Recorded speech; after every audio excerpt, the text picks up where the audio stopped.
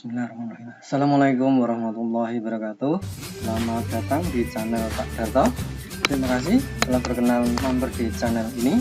Pada video kali ini Bapak akan menjelaskan itu tentang soal-soal untuk latihan PTS, sama untuk soal-soal dari bab 1. Soal nomor 1, ilmu pengetahuan alam yang mempelajari sistem kehidupan mulai dari ukuran renit sampai dengan lingkungan yang sangat luas adalah mempelajari tentang makhluk hidup. Berarti jawabannya yang A. Biologi itu kan dari kata bio, hidup. Logi itu ilmu yang berdiri tentang makhluk hidup. Itu jawabannya A. Kalau yang fisika itu mempelajari terutama benda yang mati, ya, benda mati. Misalkan atom, kemudian zat cair, zat padat, kemudian cahaya, bunyi, ya, itu dipelajari di fisika. Nah, di fisika ini nanti banyak hitungannya, ya, banyak hitungannya. Nah, kalau yang biologi ini kan makhluk hidup, ya, benda makhluk hidup, ya, makhluk. Ini nanti di sini yang biasanya yang sulit itu menggunakan bahasa Latin, ya, bahasa Latin yang agak sulit. Nah, kalau di fisika yang sulit nanti hitungannya. Jadi banyak rumus-rumus, banyak hitungan, ada juga praktek. Yang kimia. Nah, kimia itu nanti yang dipelajari adalah penyusun atau perubahan zat, reaksi-reaksi gitu, ya. Jadi ini juga kerjanya banyak praktek di lab. Kemudian astronomi itu yang dipelajari adalah tentang bintang-bintang atau planet-planet, ya. Jadi planet-planet atau bintang-bintang. Pelajaran-pelajaran ini nanti biologi, fisika, kimia, astronomi itu nanti akan kamu pelajari di SMA, ya, nama-nama ini, ya. Untuk di SMP ini masih jadi satu yang namanya pelajaran IPA. Oke, kita lanjutkan sekarang nomor. Langkah awal yang harus dilakukan dalam sebuah penyelidikan IPA adalah, nah, langkah awal dalam penyelidikan IPA itu kan dimulai dari pengamatan, ya, pengamatan. Dia mengamati itu berarti melihat, tapi lebih teliti lagi, lebih lama, lebih teliti. Setelah pengamatan itu adalah apa? Membuat inferensi. Yang kedua, ya, jadi yang pertama ini mulai langkah awal melakukan penyelidikan, ya, mulanya pengamatan.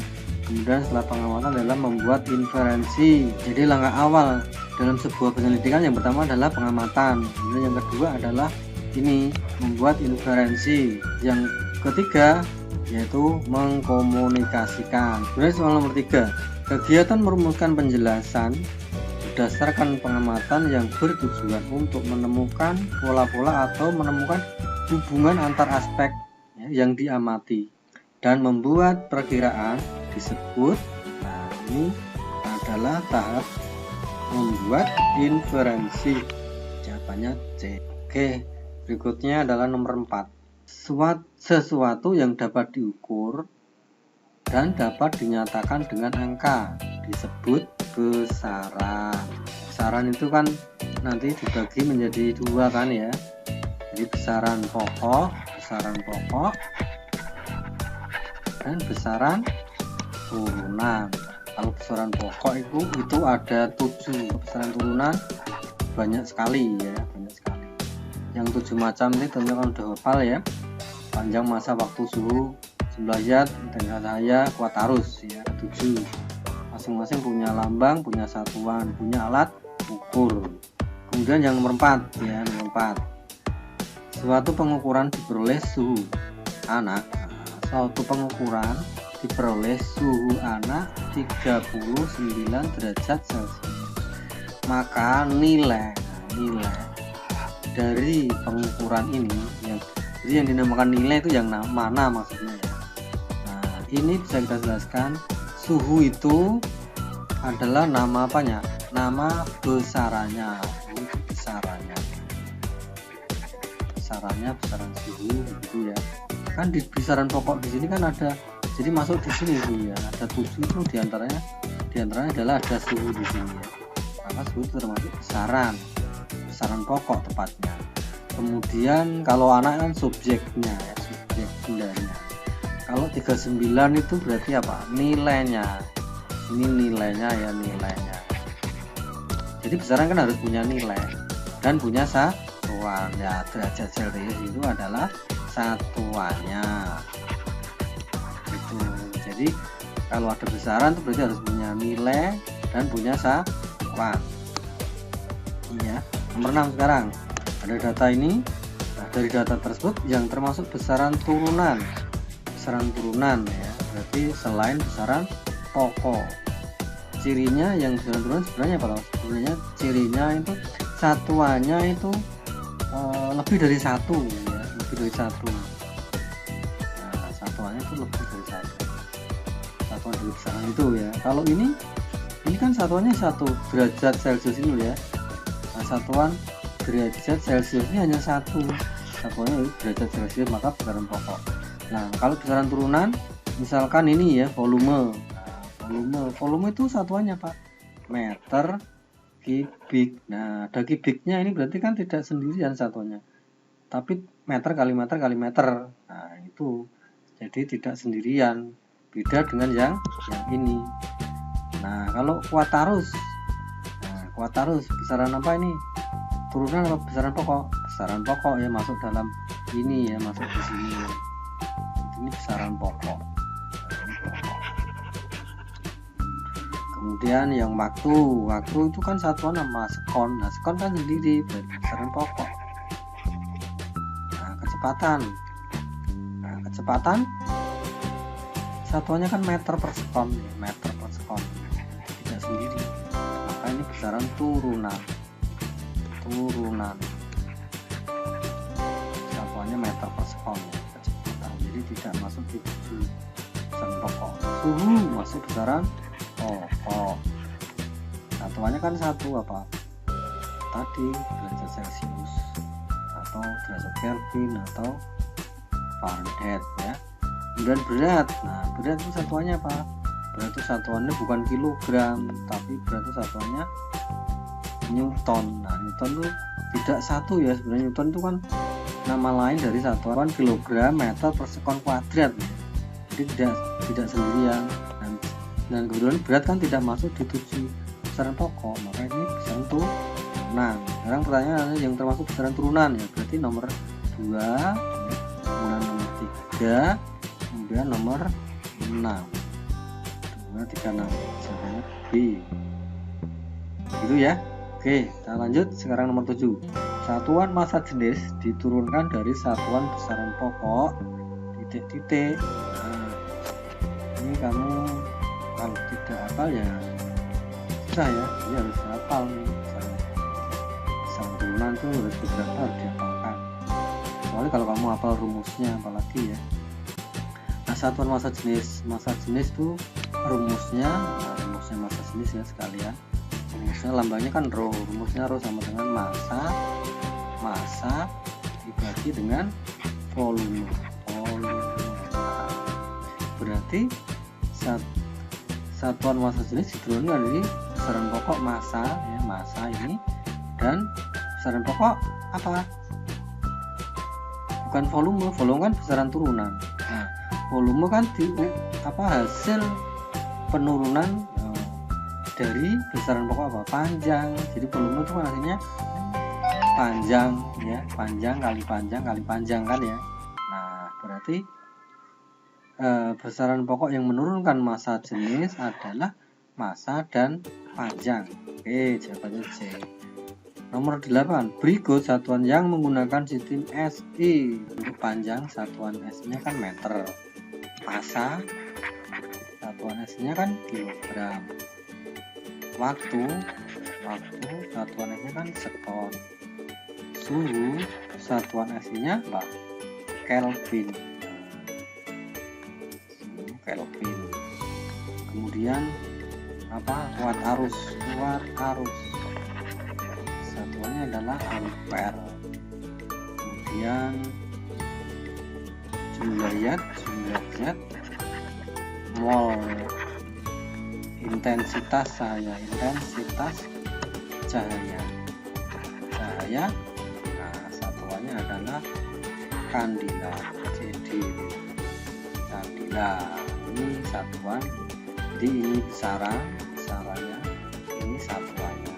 Nanti di sini mungkin ada lagi alat ukurnya, ini alat ukurnya panjang, alat ukurnya apa, kan ada banyak. Ada yang paling kecil mungkin dari mikrometer kemudian jangka sorong, kemudian mistar, roll meter, dan seterusnya ya. Untuk massa kilogram ya satuannya. Nah, alat ukurnya apa? Ada dacin, ada neraca Auhaus.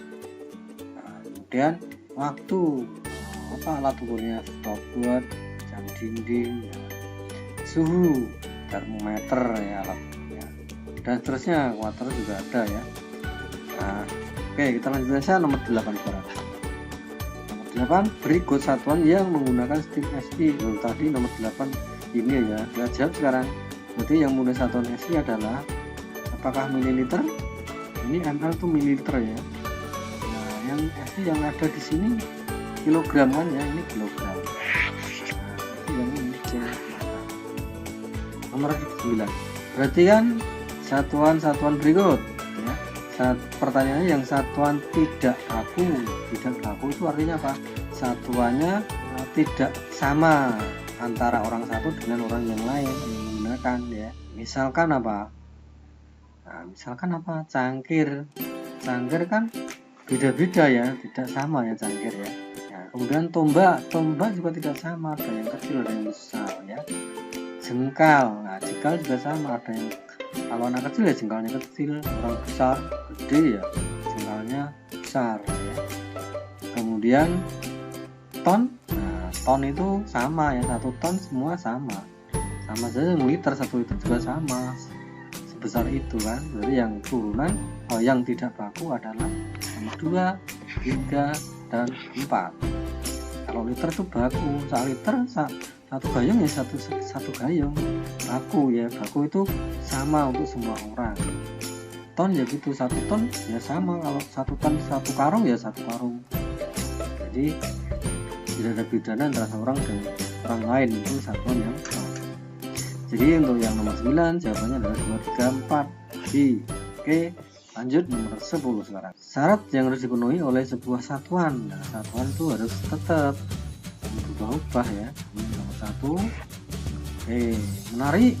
Ya kalau menarik itu kriteria kan lain-lain ya, menarik ya. Tidak masuk syarat ya. Jadi yang selanjutnya adalah berlaku di mana-mana ya, ini satuan berlaku di mana dan mudah ditiru. Ini jawabannya 1, 3, 4 A. Nomor 11. Alat ukur panjang yang memiliki ketelitian 1 mm. Nah, ini pada mistar ya, penggaris. Nah, mistar penggaris kan begini. Nah, nanti dilihat lah penggarisnya. Ini ada kecil-kecil ini.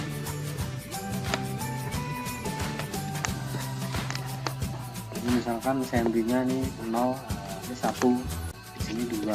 Kalau desi minusnya kan sampai sini ya, sini 0, ini 1. Jadi yang telitiannya 1 mili ya ini, telitiannya 1 mili ya. Saya bisa mengukur panjang 1 mili. Jadi mistar ya, jangka sorong lebih teliti lagi, apalagi mikrometer lebih ke teliti mengukur benar-benar tipis mikrometer ya. Kemudian nomor 12, perhatikan data berikut. Alat-alat untuk besaran pokok adalah alat ukur untuk besaran pokok. Tadi sudah saya tuliskan di atas ya.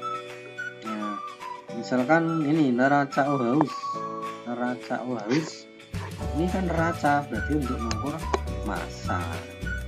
Ini alat ukur besaran pokok massa. Tapi beda dengan neraca pegas tuh ya. Kalau neraca pegas itu untuk mengukur gaya. Ini neraca pegas, ini untuk mengukur gaya. Gaya itu bukan besaran pokok kan ya. Nah, kalau termometer untuk mengukur apa? Suhu. Kalau roll meter untuk mengukur panjang ya.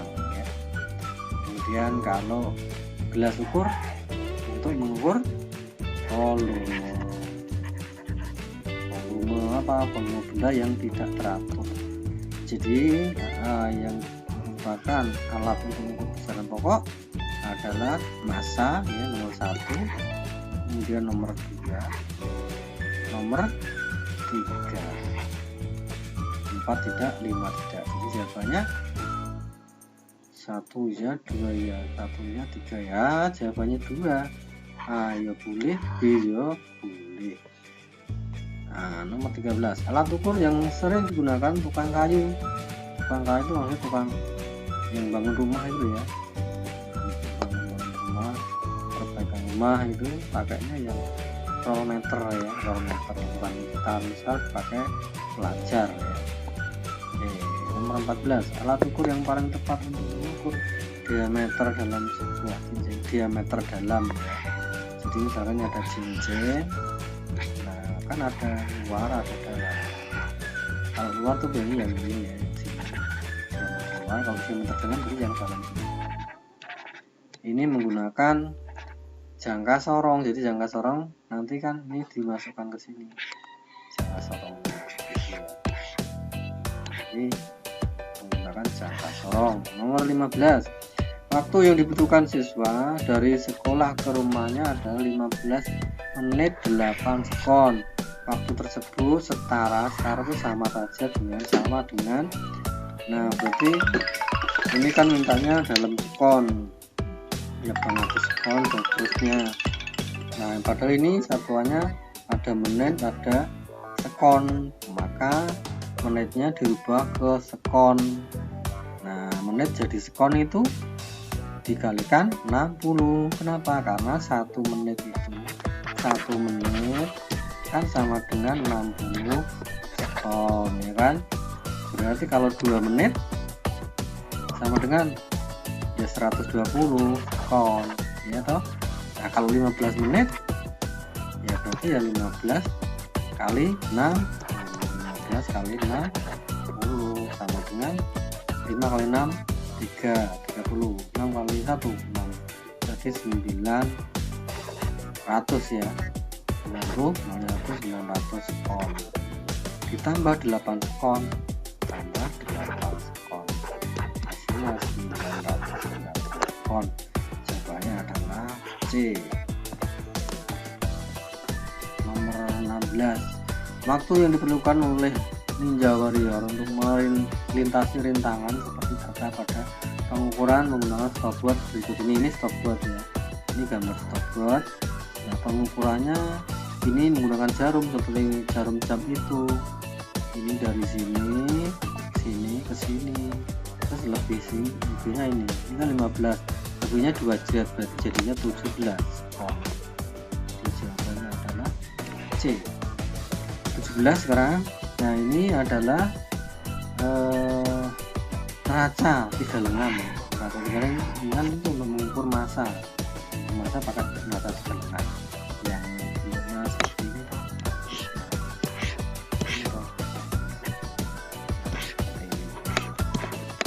Neraca 3 lengan. Nah ini caranya menggunakan. Ini kan ini sudah ada ini ya yang bisa digeser-geser ini ya. Kamu lihat ini di angka berapa? 200 ya, angka 200. Ini di angka 70, ini di angka sini. Ini 1, ini 2, tengah-tengahnya berarti 1 setengah. Maka ditambahkan semua ya. Tambahkan 200 ditambah 70 ditambah 1,5. Nah, caranya gini ya.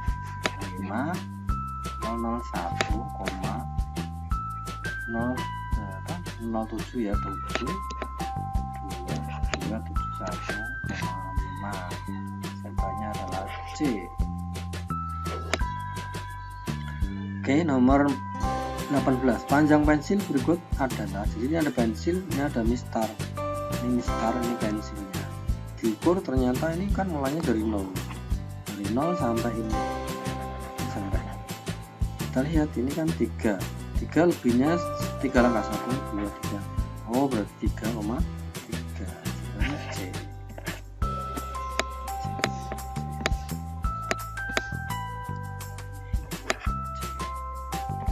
Lanjut nomor 19.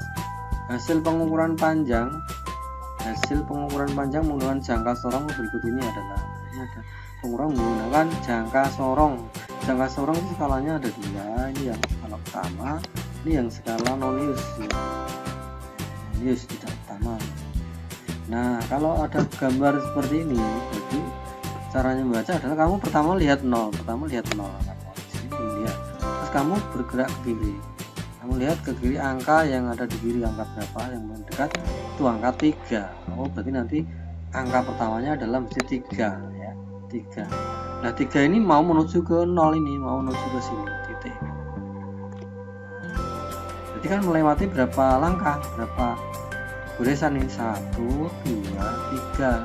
Nah 3 kan belum selesai, masih sekian ini ya. Jadi ini 3 ya, kita lihat 3. Nah masih sekian ini, sedikit ini ya. Nah sedikit ini caranya dengan melihat apa? Melihat garis ya, skala bawah dan atas yang lurus. Nah itu ini ya, ini sama ini kan lurus, ini kalau di garis kan lurus. Maka ini kita hitung dari 0, ini kita hitung dari 0, 1, berarti 1, 2, 3. Nah maka hasilnya adalah ini angka 3, terus 3 langkah, terus 3 ini, 3. Jadinya 3 cm.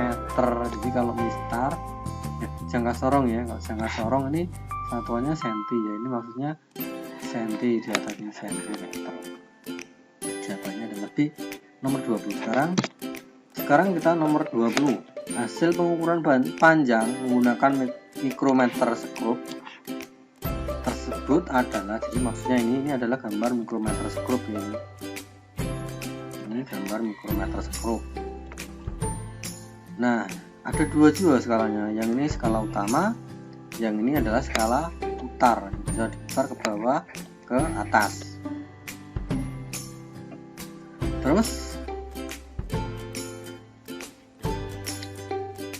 untuk mikrometer satuannya ini milimeter, jadi maksudnya di sini angka 10 itu berarti yang maksudnya 10 mm, 10 mm ya. Nah kamu lihat pertama ini ada angka 10, berarti setelah 10 kan 11 di sini ya. Kemudian di sini 12, di sini 13. Nah setelah 10 ini ada jeret sini, ini artinya setengah, berarti sampai sini 10 setengah, ini 11 setengah, ini 12 setengah, ini 13 setengah. Kita tulis ya, 13 setengah itu 13,5 mm. Nah kemudian ini masih sisa sedikit, ini sisa sekian, ini sedikit, ini sampai sini ya. Nah ini caranya dengan melihat angka ini kan angka yang lurus di sini ya, tepat di lurus, tumpang tindih di sini ya, berimpit ini. Kalau di sini 5 ya, ini kan 5, berarti sini 6 ya, 6. Nah sini ini 7 ya, 07 dulu ya, 7 kan ya, 07.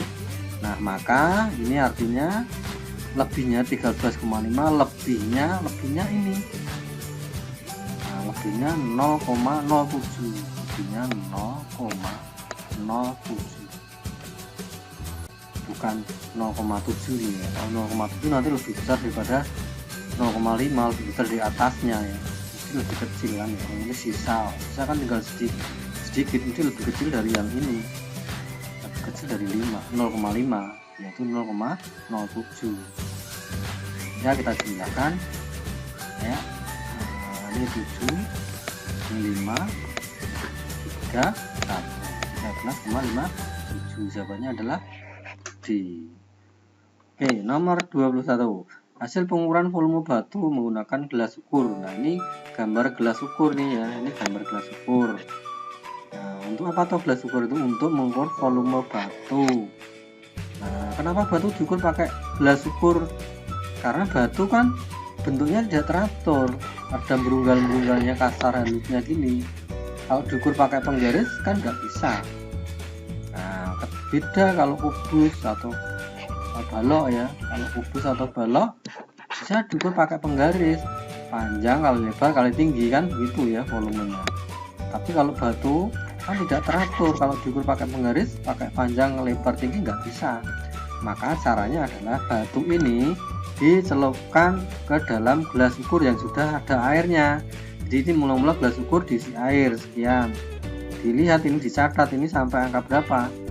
Jadi kalau ini 50 berarti sini 40, 30, 20, 10, 1, berarti di sini angka 30 ya, di sini 30 ml ml kan, disini ada mililiter ya, 30 ml.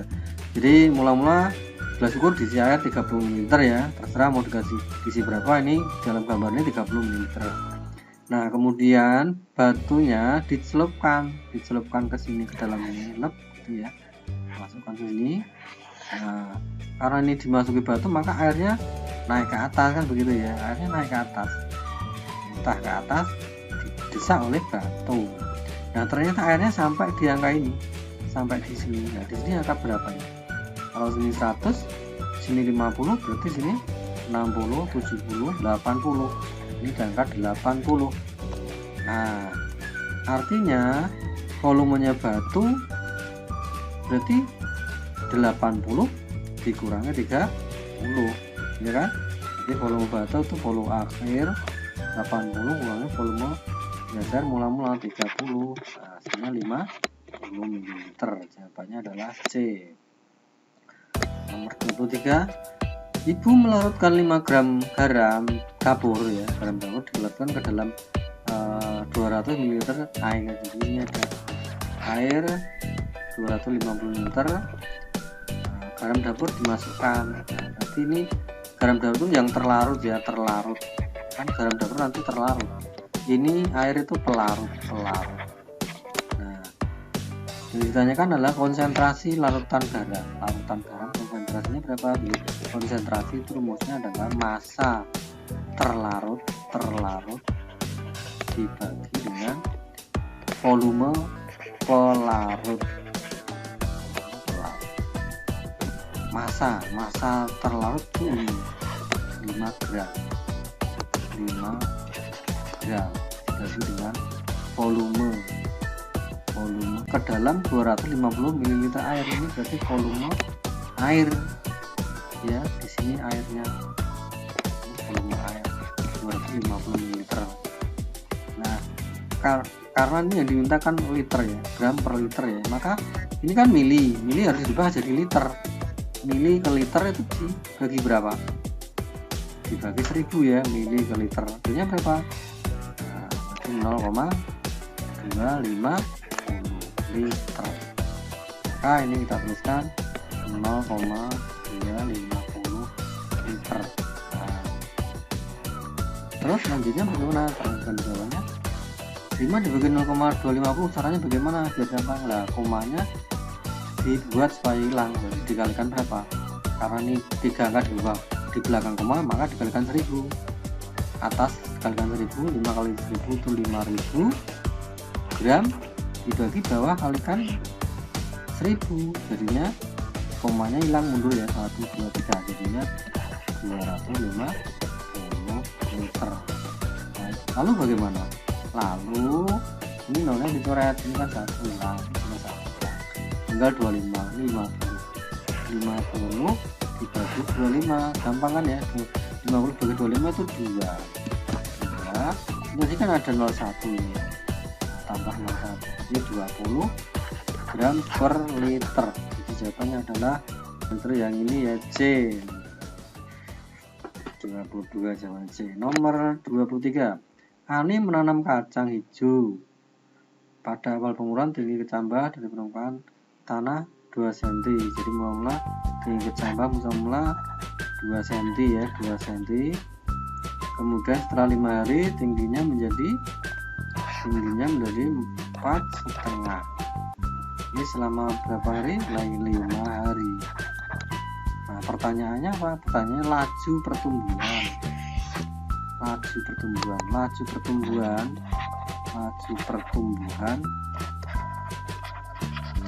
rumusnya apa?